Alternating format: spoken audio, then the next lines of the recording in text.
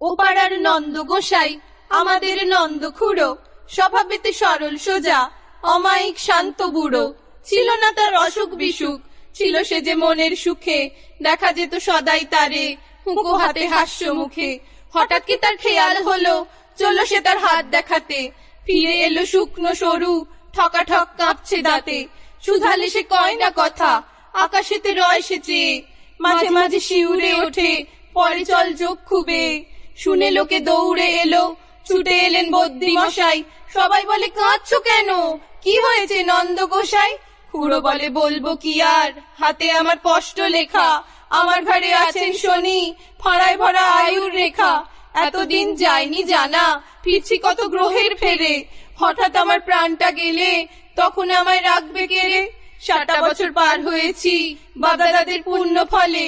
ওরে তোদের নন্দ খুড়ো, এবার বুঝি পটল তোলে। কবে যে কি ঘটবে বিপদ, কিছু হয় যায় না বলা। এই বলে সে উঠলো কেঁদে, ছেড়ে ভীষণ উচ্চ গলা।